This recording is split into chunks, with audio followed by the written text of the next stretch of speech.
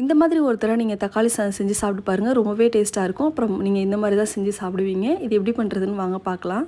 அதுக்கு வந்து கடாயில் கொஞ்சமாக எண்ணெய் ஊற்றிட்டு அது கூட சோம்பு போட்டுக்கோங்க. அது கூட நான் 2 வெங்காயம் சேர்த்துட்டு கொஞ்சமாக உப்பு சேர்த்து நல்லா வதக்கிக்கிறேன். அதுக்கப்புறம் இஞ்சி பூண்டு பேஸ்ட்டு சேர்த்துக்கிறேன். இப்போ வந்து இதில் ஒரு 3 தக்காளி போல் நான் சேர்த்து வதக்கிக்கிறேன். இதில் 2 தக்காளியும் கொஞ்சம் 7, 8 முந்திரி சேர்த்து நான் அரைச்சி எடுத்து அதையும் இது கூட சேர்த்துக்கிறேன். சேர்த்துட்டு நல்லா கலந்து விட்டு நல்லா எண்ணெய் பிரிஞ்சு வரும். இப்போ இது கூட கொஞ்சோண்டு பட்டாணி சேர்த்துக்கிறேன்.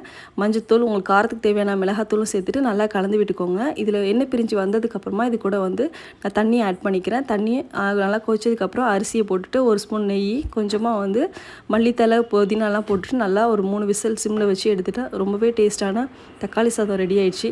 நீங்களும் இதை ட்ரை பண்ணி பாருங்கள். ரொம்பவே டேஸ்ட்டாக இருக்கும். என்னோட சேனல் ரெசிபீஸ்லாம் உங்களுக்கு பிடிச்சதுனா மறக்காமல் லைக் அண்ட் சப்ஸ்கிரைப் பண்ணிக்கோங்க. தேங்க்ஸ் ஃபார் வாட்சிங்.